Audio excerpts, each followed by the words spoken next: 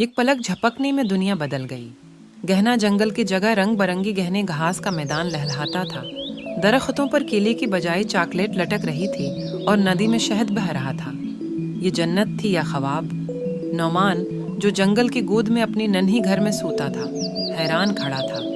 उसकी छोटी बहन सबा हुआ में लहराती केले को पकड़ने कोशिश कर रही थी, जो हाथ लगती ही हिनसने लग जाता था।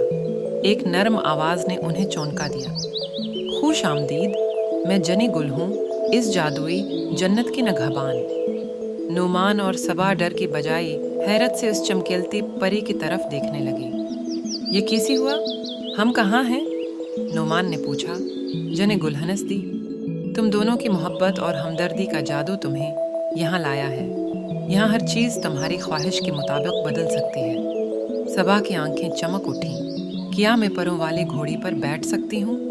पूरा एक घोड़ी टक ठूकती पंखों के साथ नमूदार हुई। सबा खुशी से हंसती हुई उसकी पैठ पर कूद गई और जादूमय मैदान में दौड़ने लगी। नुमान ने आसमान की तरफ देखा, जहां रंग बरंगे बादल बारिश भरी थी। क्या वो चॉकलेट की बारिश बरसाएंगी? जने गुल ने मुस्कुरा कर कहा, तुम्हारी ख्वाहिश का हुक्म है। और आसमान चॉकलेट की लजीज बारिश बरसाने लगा। दोनों बहन खुशी से चीखें लगाते और हंसती खेलती चले गए।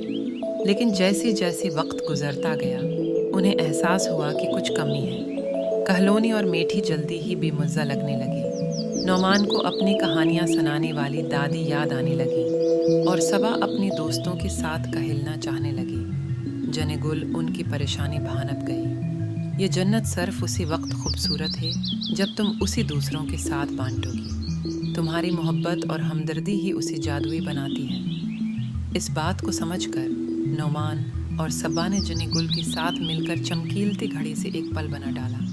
ये पल उन्हें वापस अपने गांव ले आया, जहां उन्होंने सबको जादुई जन्नत की कहानी सुनाई।